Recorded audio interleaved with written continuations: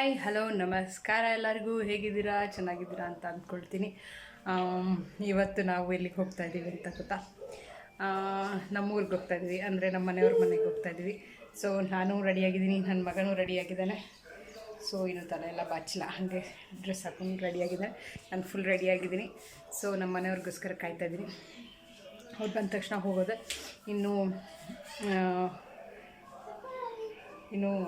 ಇನ್ನೂ ಮಾತಾಡೋದಕ್ಕಿದೆ. ಬಾಯ್ ಬಾಯ್ ಹೇಳಿಬಿಟ್ರೆ ಅಲ್ವಾ. ಈಗ ರೆಡಿಯಾಗಿದ್ದೀನಿ, ಡ್ರೆಸ್ ಹಾಕಿದ್ದೀನಿ. ಈಗ ನಮ್ಮ ಮನೆಯವರು ಇನ್ನೂ ಬರ್ತಾಯಿದ್ದೀವಿ ಅಂತ ಫೋನ್ ಮಾಡಿದರು. ಸೊ ಅದಕ್ಕೆ ಇವಾಗ ಇಲ್ಲಿಂದ ವ್ಲಾಗ್ ಸ್ಟಾರ್ಟ್ ಮಾಡೋಣ ಅಂಥೇಳಿ ಸ್ಟಾರ್ಟ್ ಮಾಡಿದ್ದೀನಿ. ಸೊ ಇನ್ನೇನಪ್ಪ ಅಂತ ಹೇಳಿದ್ರೆ, ಅಲ್ಲಿಗೆ ಹೋದ್ಮೇಲೆ ನಿಮಗೆ ವ್ಲಾಗ್ ಮಾಡಿ ತೋರಿಸ್ತೀನಿ.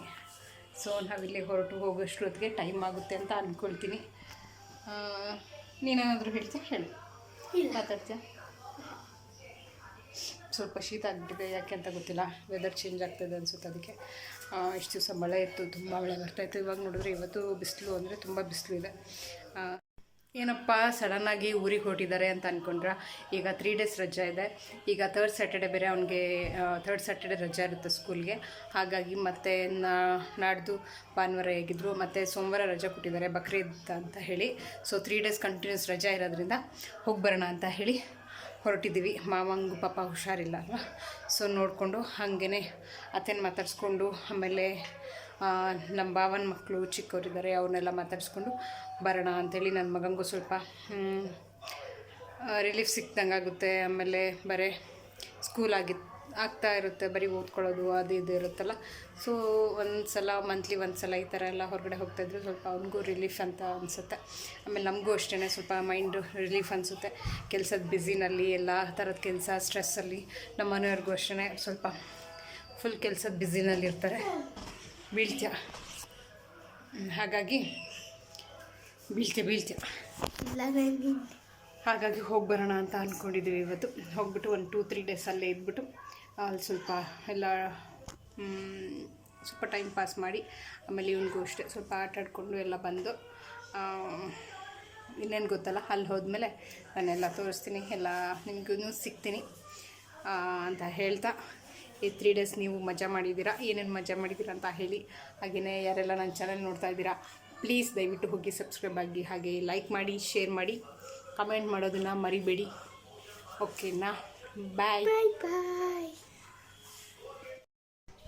ಅರ್ಧ ಗಂಟೆ ಆಯಿತು ಹೊರಟು ಕಾಯ್ತಾ ಇದ್ದೀವಿ. ನಮ್ಮ ಮನೆಯವ್ರಿಗೋಸ್ಕರ ಬಂದಿಲ್ಲ. ಅವ್ರು ಮಧ್ಯಾಹ್ನ ಬರ್ತೀನಿ ಅಂತ ಹೇಳಿದ್ರು, ಮಧ್ಯಾಹ್ನ ಆಗಲಿಲ್ಲ ಅಂತ ಹೇಳಿ ಬಂದಿದ್ದಿಲ್ಲ. ನಮ್ಮ ಲಗೇಜ್ ಎಲ್ಲ ರೆಡಿಯಾಗಿದೆ. ಅಲ್ಲಿ ನೋಡಿ ನಮ್ಮ ಬ್ಯಾಗೆಲ್ಲ ರೆಡಿಯಾಗಿದೆ. ನನ್ನ ಮಗ ಹೊರಗಡೆ ಇದ್ದಾನೆ.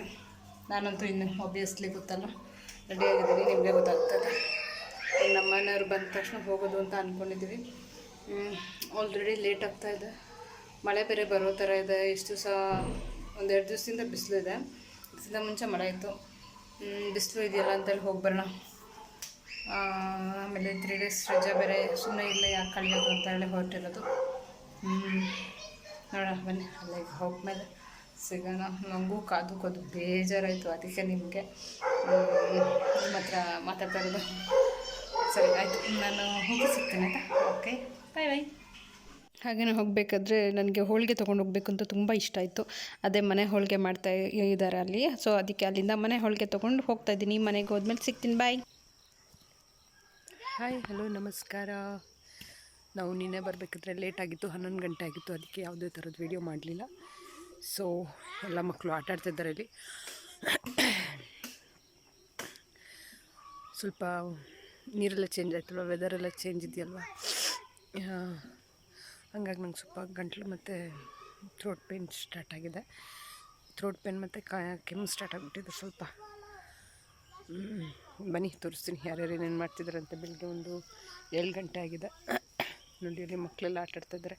ಇಲ್ಲೊಬ್ಬ ಇದ್ದಾನೆ, ಚಿಕ್ಕವನಿದ್ದಾನೆ.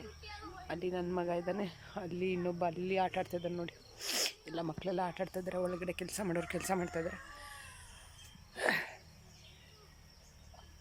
ನೇಚರ್ ಎಷ್ಟು ಚೆನ್ನಾಗಿದೆ ಅಂದರೆ, ತಣ್ಣನೆ ಗಾಳಿ, ಫ್ರೆಶ್ ಏರು, ತುಂಬ ಚೆನ್ನಾಗಿದೆ. ನೀವೇ ನೋಡ್ತಾ ಇರ್ಬೋದು ನನ್ನ ಹಿಂದ್ಗಡೆ. ಒಳಗಡೆ ಹೋಗಿ ಸಿಗ್ತೀನಿ, ಓಕೆನಾ? ನಾನು ಒಳಗಡೆ ಹೋಗ್ಬಿಟ್ಟು ಮಾತಾಡ್ತೀನಿ, ಬನ್ನಿ. ಬೇಡ ಆಯ್ತಾ ಕ್ರಿಕೆಟ್ ಆಡ್ಕೊಳ್ತೀಗೆ 6 ಹೊಡೆದ್ರೆ ಟಕ್ಕದಿಗೆ ತಲೆಗೆ ಬಿದ್ದೆ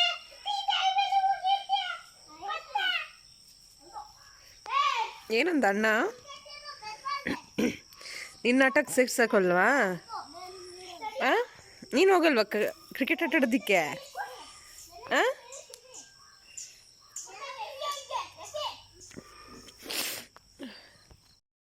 ಬೆಳಗ್ಗೆನೆ ಮಕ್ಕಳೆಲ್ಲ ಕ್ರಿಕೆಟ್ ಆಡ್ತಾ ಇದ್ದಾವೆ. ಬೇಗ ಎಲ್ಲರಿಗಿಂತ ಮುಂಚೆ ಬೇಗ ಎದ್ಕೊಂಡು ಕ್ರಿಕೆಟ್ ಆಡ್ತಾಯಿದ್ವು. ಹಾಗೆಯೇ ನಿಮ್ಮ ಜೊತೆ ಇನ್ನೊಂದು ಶೇರ್ ಮಾಡ್ಕೋಬೇಕು. ನಾನು ಗೃಹಪ್ರವೇಶದ ವಿಡಿಯೋ ಹಾಕಿದ್ದೆ, ಅದನ್ನು ಕಂಟಿನ್ಯೂ ಮಾಡ್ತೀನಿ ಅಂತ ಹೇಳಿದ್ದೆ.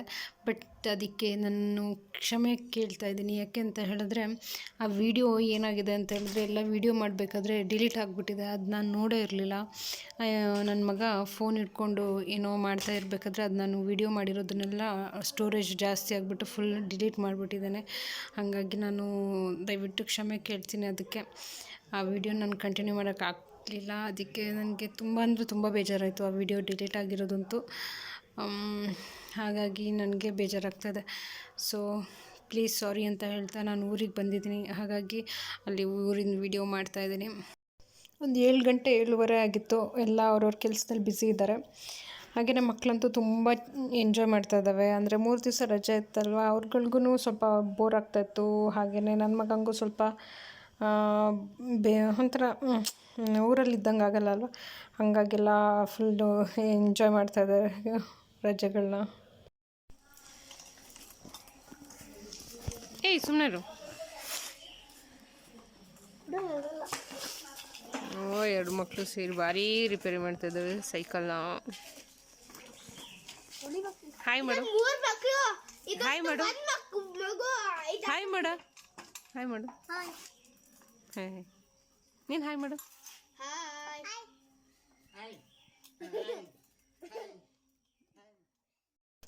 ಮಕ್ಕಳಿಗೆ 2 ಸೈಕಲ್ ಸಿಕ್ಕಿದೆ. ಆದರೆ ಒಂದು ಸೈಕಲಲ್ಲಿ ಮಾತ್ರ ಚೈನೇ ನಿಲ್ತಾ ಇರಲಿಲ್ಲ.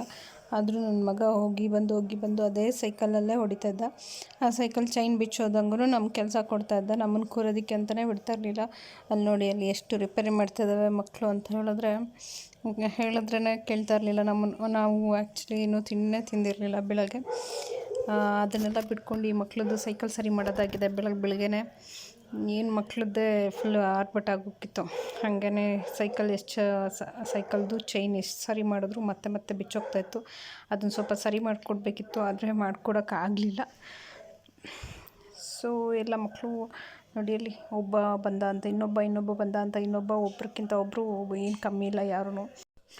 ಬೆಳಗ್ಗೆನೇ ಸ್ವಲ್ಪ ತುಂತುರು ಮಳೆನೂ ಬರ್ತಾಯಿತ್ತು. ಅಂದರೆ ಮಳೆಗಾಲನೇ ಅಲ್ವಾ, ಹಿಂದೆ ಎಲ್ಲ ಈ ಟೈಮಲ್ಲಿ ಮಳೆ ಸಿಕ್ಕಾಪಟ್ಟೆ ಬರ್ತಾಯಿತ್ತು. ಈಗಲೇ ಬಿಡುವು ಸಿಕ್ಕಿರೋದು ಅಂತ ಕಾಣಿಸುತ್ತೆ. ಮಕ್ಕಳಂತೂ ತುಂಬ ಎಂಜಾಯ್ ಮಾಡ್ತಾ ಇದ್ದಾವೆ ನೋಡಿ. ಹಾಗೆಯೇ ನಮ್ಮಮ್ಮ ಅಂತೂ ತುಂಬ ಚೆನ್ನಾಗಿ ಹೂವಿನ ಗಿಡ ಎಲ್ಲ ಮೇಂಟೈನ್ ಮಾಡ್ತಾರೆ. ಮತ್ತು ತುಂಬ ಹೂವಿನ ಗಿಡದ್ದು ಅವ್ರದ್ದೊಂಥರ ಇಂಟ್ರೆಸ್ಟ್ ಜಾಸ್ತಿ. ಹಾಗೆ ನೋಡಿ ಇದಕ್ಕೆ ಏನಂತ ಕರಿತೀರಾ ಅಂತ ಕಮೆಂಟ್ ಮಾಡಿ. ಹೂಗೆ ನಾವು ಬೆಣ್ಣೆ ಹೂವು ಅಂತ ಹೇಳೋದು. ಹಾಗೆಯೇ ಇಲ್ಲಿ ನೋಡಿ, ಇಲ್ಲಿ ಇದು ಚೀಟಿ ಹೂವು ಅಂತ ಹೇಳ್ತೀವಿ. ಹಾಗೆ ನೀವೇನಂತ ಹೇಳ್ತೀರಾ ಅಂತ ಕಮೆಂಟ್ ಮಾಡಿ. ಹಾಗೆಯೇ ಬೇಸಿಗೆನಲ್ಲಿ ಸ್ವಲ್ಪ ನೀರಿಗೆಲ್ಲ ಪ್ರಾಬ್ಲಮ್ ಇರುತ್ತಲ್ವ, ಹಾಗಾಗೆಲ್ಲ ಒಣಗೋಗ್ಬಿಟ್ಟಿತ್ತು ಅಂತ ಕಾಣಿಸುತ್ತೆ. ಹಾಗಾಗಿ ಇವಾಗೆಲ್ಲ ನೀರೆಲ್ಲ ಅಂದರೆ ಮಳೆ ಎಲ್ಲ ಬಂದಿದೆ, ಮಳೆ ಎಲ್ಲ ಬರ್ತಾ ಇರುತ್ತೆ. ಅಂದರೆ ಬೇಸಿಗೆನಲ್ಲಿ ಎಷ್ಟು ನೀರು ಹಾಕಿದ್ರೂ ಅದು ಸಾಕಾಗಲ್ಲ ಅಲ್ವಾ. ಹಾಗೆಯೇ ಮಳೆ ಬಂದರೆ ಚೆನ್ನಾಗೆಲ್ಲ ಚಿಗುರ್ಕೊಳ್ಳುತ್ತೆ. ಹಾಗೆಯೇ ಮನೆ ಸುತ್ತಲೂ ಎಲ್ಲ ಗ್ರೀನರಿಯಾಗಿ ಚೆನ್ನಾಗಿತ್ತು ನೋಡೋದಕ್ಕೆ. ಹಾಗೆಯೇ ಮಕ್ಕಳು ನೋಡಿ ಒಂದಕ್ಕಿಂತ ಒಂದು ಆಟ ಆಡೋದ್ರಲ್ಲಿ. ಒಂದಂತೂ ಸೈಕಲ್ಲು ಅದು ಚೈನ್ ಸರಿ ಇಲ್ಲ ಅಂತ ಹೇಳಿದ್ರೂ ಕೇಳೋಂಗಿಲ್ಲ. ಅದನ್ನು ಹೊಡಿತಾನೆ ಮತ್ತೆ ತೊಗೊಂಬಂದು ರಿಪೇರಿ ಮಾಡಿಕೊಡು ಅಂತಾನೆ, ಮತ್ತು ಹೊಡಿತಾನೆ ಮತ್ತೆ ತೊಗೊಂಬಂದು ಹಾಕ್ಕೊಡು ಅಂತ ಹೇಳ್ತಾನೆ. ಅದೇ ಎಲ್ಲ ಕೆಲಸ ಆಗಿತ್ತು ಬರೀ. ಹಾಗೆಯೇ ಮತ್ತು ಇಲ್ಲಿ ನೋಡಿ, ಇಲ್ಲೆಲ್ಲ ಹೋಗ್ಬಿಟ್ಟಿದೆ. ಸ್ವಲ್ಪ ಮೇಂಟೆನೆನ್ಸ್ ಎಲ್ಲ ಸ್ವಲ್ಪ ಕಮ್ಮಿ ಆಗಿದೆ. ಹಾಗಾಗಿ ಸ್ವಲ್ಪ ಎಲ್ಲ ಹೋಗಿದೆ. ಆದರೂ ಒಂದೊಂದು ಗಿಡಗಳು ತುಂಬ ಚೆನ್ನಾಗಿದೆ ನೋಡಿ, ಎಲ್ಲ ಹಾಕಿದ್ದಾರೆ. 6 ಗಂಟೆನಾ? ಬೇಗ ಇದ್ದೀವಿ ನೋಡಿ. ಇಲ್ಲಿ ಈ ಹೂಗೆ ಏನಂತ ಹೇಳ್ತೀರಾ ಅಂತ ಹೇಳಿ. ಹಾಗೆಯೇ ಹೂವಿನ ಗಿಡ ಎಲ್ಲ ನೋಡ್ತಾ ಸ್ವಲ್ಪ ಮಾವಿನ ಹಣ್ಣಿತ್ತು, ಮಾವಿನ ಹಣ್ಣು ಕುಯ್ಕೊಳ್ಳೋಣ ಅಂತ ಇದ್ವಿ. ಹಾಗೆಯೇ ಒಂದು ಹೊಸ ಫಲ ಮನೆ ಹತ್ರನೇ ಇದ್ದಿದ್ದೊಂದು ಹಲಸಿನ ಮರದಲ್ಲಿ ಒಂದು ಹಲಸಿನಕಾಯಿ ಬಿಟ್ಟಿತ್ತು. ಅದನ್ನು ನೋಡ್ತಾ ಇದ್ವಿ, ಹಣ್ಣಾಗಿದೆಯಾ ಏನು ಅಂತ. ಅಲ್ಲೊಂದು ಹಲಸಿನಕಾಯಿ ಬಿಟ್ಟಿದೆ. ಅದೆಂತ ಕಾಯಿ ಇದು? ಬೀಳ್ಬೋದಾ? ಬಕ್ಕೆನಾ? ಇಲ್ಲಲ್ಲೂ ಇಲ್ವಾ ಬೇರೆ ಬಕ್ಕೆ? ಯಾವುದು? ಎಲ್ಲಿದೆ ಬಿಳುವ ಕಾಯಿ ಇಲ್ವಾ? ಗಂಧದ ಮರ ನೋಡಿ ಎಷ್ಟು ಚೆನ್ನಾಗಿ ಬಂದಿದೆ. ಅಲ್ಲಿ ಕಾಣ್ತಾ ಇದೆಯಲ್ಲ ಎಲ್ಲ ಹಸಿರು ಎಷ್ಟು ಚೆನ್ನಾಗಿ ಕಾಣ್ತಾ ಇದೆ ನೋಡಿ. ಹಾಗೆಯೇ ಸ್ವಲ್ಪ ಮೆಣಸು ಬಿಳೆಲ್ಲ ಹೋಗೋದಕ್ಕಾಗಿದೆ ಅಲ್ವಾ, ನಾನು ಅದನ್ನೇ ಹೇಳ್ತಾ ಇದ್ದೆ ನಮ್ಮ ಮನೆಯವ್ರಿಗೆ. ಸ್ವಲ್ಪ ಹಳದಿ ಹಳದಿ ಆಗಿದೆ, ಕೆಲಸ ಕಮ್ಮಿ ಆಗಿದೆಯಲ್ವಾ ಅಂತ ಮಾತಾಡ್ತಾ ಇದ್ವಿ. ನಿಮ್ಗೆ ಹೇಗೆ ಅನಿಸುತ್ತೆ? ಯಾರ್ಯಾರೆಲ್ಲ ಮೆಣಸು ಬೆಳೆದಿದ್ದೀರಾ ಪ್ಲೀಸ್ ಇದಕ್ಕೆ ಏನೇನು ಹಾಕಬೇಕು ಅಂತ ಪ್ಲೀಸ್ ದಯವಿಟ್ಟು ಹೇಳಿ. ಹಾಗೆಯೇ ಅದನ್ನೇ ನೋಡಿಕೊಂಡು ಎಲ್ಲ ಹಲಸಿನ ಹಣ್ಣು ತಿನ್ನಬೇಕು ಅಂತ ಅನಿಸ್ತಾ ಇತ್ತು. ಸೊ ಅದಕ್ಕೆ ಹಲಸಿನ ಹಣ್ಣು ನೋಡ್ತಾ ಇದ್ವಿ ಎಲ್ಲಿ ಸಿಗುತ್ತೆ ಅಂತ ಹೇಳಿಬಿಟ್ಟು. ಮತ್ತು ಮಾವಿನ ಹಣ್ಣು ಕೂಡ ಕುಯ್ಕೊಂಡ್ವಿ. ಅದನ್ನೆಲ್ಲ ಮತ್ತೆ ಮುಂದಿನ ನೆಕ್ಸ್ಟ್ ವೀಡಿಯೋದಲ್ಲಿ ಹೇಳ್ತೀನಿ ಏನೇನು ಮಾಡಿದ್ವಿ, ಯಾವ ಥರ ಇದ್ವಿ. ಸಿಗಲಿಲ್ವಾ ಸ್ಪ್ಯಾನರು?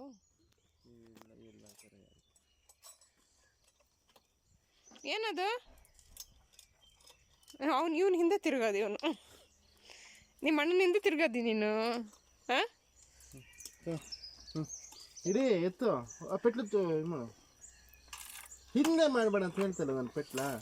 ಅದು ಸರಿ ಕೂತಿಲ್ಲ ಕೈ ಮಗ್ನೆ ಕೈ ಹೋಗುತ್ತೆ ಮಾಡಬಾರ್ದು ಅಂತ ನಾನು ಹೇಳ್ತೇನೆ. ಹಾಗೆಯೇ ಈ ರೋಸ್ ನೋಡಿದ್ದೀರಾ? ಅವಾಗೆಲ್ಲ ಕಾಡಲ್ಲಿ ಬರ್ತಾಯಿತ್ತು. ಅದನ್ನು ತೊಗೊಂಬಂದು ನಮ್ಮಮ್ಮ ಇಲ್ಲಿ ಎಲ್ಲ ಹಾಕಿದ್ದಾರೆ. ಎಷ್ಟು ಚೆನ್ನಾಗಿ ಬಂದಿದೆ ನೋಡಿ. ಅದು ಹೂ ಬಿಡೋದಕ್ಕೆ ಶುರು ಮಾಡಿದ್ರೆ ತುಂಬ ಹೂ ಬಿಡುತ್ತೆ, ತುಂಬ ಚೆನ್ನಾಗಿ ಕಾಣಿಸುತ್ತೆ. ಹಾಗೆಯೇ ನಮ್ಮ ಮಕ್ಕಳು ಚಿಕ್ಕವರಿರ್ಬೇಕಾದ್ರಿಂದನೂ ಹಾಗೆ ಮಾಡ್ತಿದ್ದು. ನಾನು ಒಳಗಡೆ ಕೆಲಸ ಮಾಡಿದ್ರೆ ಹೊರಗಡೆ ಮಕ್ಕಳನ್ನ ಅವ್ರು ನೋಡ್ಕೊಳ್ಳೋರು, ಅವ್ರು ಕೆಲಸ ಮಾಡ್ತಿದ್ದಾಗ ನಾನು ಮಕ್ಕಳನ್ನ ನೋಡ್ಕೋತಾ ಇದ್ದೆ. ಇಲ್ಲಾಂದ್ರೆ ಏನಾದರೂ ಒಂದು ಎಡವಟ್ಟು ಮಾಡ್ಕೋತಾರಲ್ವ, ಹಾಗಾಗಿ ನಾವಿಬ್ಬರಲ್ಲಿ ಒಬ್ಬರು ಮ್ಯಾನೇಜ್ ಮಾಡ್ಕೋತೀವಿ. ಹಾಗೆಯೇ ಒಳಗಡೆ ತಿಂಡಿ ಆಗ್ತಾಯಿತ್ತಲ್ವ, ಹಾಗಾಗಿ ನನ್ನ ಮಗಂದು ಅವಸ್ಥೆನೆಲ್ಲ ಎಷ್ಟು ಟಾರ್ಚರ್ ಮಾಡ್ತಾಯಿದ್ದಾನೆ ಅಂತ ಹೇಳಿದ್ರೆ, ಬರೀ ಅದೊಂದು ಸೈಕಲಿಂದ ಅದು ಹೇಳ್ತಿರ್ದು. ಹಾಗೆಯೇ ನಮ್ಮಮ್ಮ ಬೇರೆ ಒಳಗಡೆಯಿಂದ ಹೊರಗಡೆಯಿಂದ ಒಳಗಡೆ ಹೋಗೋದು ಬರೋದು ಮಾಡ್ತಾಯಿದ್ದಾರೆ. ಏನು ಮಾಡ್ಕೊತಿದ್ದವು ಮಕ್ಕಳು ಅಂತ ಹೇಳಿಬಿಟ್ಟು. ಹಾಗೆಯೇ ಬೆಳಿಗ್ಗೆ ರೊಟ್ಟಿ ಮಾಡ್ತಾ ಇದ್ದರು ನಮ್ಮಕ್ಕ. ಹಾಗೆಯೇ ಚಿಕ್ಕವನಿದ್ನಲ್ವ, ಅವನಿಗೆ ತಿನ್ನಿಸ್ತೀನಿ, ನೀನು ರೊಟ್ಟಿ ಒಂದು ಸ್ವಲ್ಪ ಹಾಗೆ ಬೇಯಿಸು ಅಂತ ಹೇಳಿದ್ರು. ಸೊ ಅದಕ್ಕೆ ನಾನು ಇಲ್ಲಿ ಬೇಯಿಸೋದಕ್ಕೆ ಅಂತ ಬಂದಿದ್ದೀನಿ. ನಮ್ಮದು ಇದು ಮಲೆನಾಡು ರೊಟ್ಟಿ ಗೊತ್ತಿದೆ, ಅಕ್ಕಿ ರೊಟ್ಟಿ, ಅದು ಕೈಯಲ್ಲಿ ಮಾಡಿರೋದು ರೊಟ್ಟಿ. ಅಮ್ಮ ಎಷ್ಟು ಚೆನ್ನಾಗಿ ಮಾಡಿದ್ದಾರೆ ನೋಡಿ. ಅದು ಏನೋ ಟೇಸ್ಟ್ ಮಾತ್ರ ಸಕ್ಕತ್ತಾಗಿರುತ್ತೆ. ಅದು ಕೈಯಲ್ಲಿ, ನಾವೆಲ್ಲ ಮಿಷಿನಲ್ಲಿ ಮಾಡಿದ್ರೆ ನಮ್ಮಮ್ಮ ಕೈಯಲ್ಲಿ ಮಾಡೋದು ತುಂಬ ಅಂದರೆ ತುಂಬ ಟೇಸ್ಟಾಗಿರುತ್ತೆ. ಹಾಗೆಯೇ ಅಕ್ಕಿ ರೊಟ್ಟಿಗೆ ಮೊಟ್ಟೆ ಬುರ್ಜಿ. ಹಾಗೆಯೇ ಮಕ್ಕಳೆಲ್ಲ ಮೊಟ್ಟೆ ತುಂಬ ಇಷ್ಟಪಡ್ತಾರೆ ಅಂತೇಳಿ ಎಗ್ ಬುರ್ಜಿ ಮಾಡಿದರು. ಸೊ ನೋಡಿ, ನಮ್ಮನೆ ಅಕ್ಕಿ ರೊಟ್ಟಿ ನಿಮಗೆಲ್ಲ ಇಷ್ಟ ಆಗಿದೆ ಅಂತ ಅನ್ಕೋತೀನಿ. ನಿಮಗೆಲ್ಲ ಇಷ್ಟ ಆಗಿದರೆ ದಯವಿಟ್ಟು ಹೋಗಿ ಲೈಕ್ ಮಾಡಿ, ಶೇರ್ ಮಾಡಿ, ಹಾಗೆ ಕಮೆಂಟ್ ಮಾಡೋದನ್ನು ಮರಿಬೇಡಿ. ಹಾಗೆಯೇ ನನ್ನ ಚಾನಲ್ನ ಯಾರೆಲ್ಲ ಇನ್ನೂ ಸಬ್ಸ್ಕ್ರೈಬ್ ಆಗಿಲ್ಲ, ದಯವಿಟ್ಟು ಹೋಗಿ ಸಬ್ಸ್ಕ್ರೈಬ್ ಆಗಿ ಅಂತ ಕೇಳ್ಕೊತೀನಿ. ಹಾಗೆ ಇವತ್ತಿನ ಈ ವಿಡಿಯೋನ ಇಲ್ಲಿಗೆ ಮುಗಿಸ್ತಾ ಇದ್ದೀನಿ. ಬಾಯ್, ಟೇಕ್ ಕೇರ್.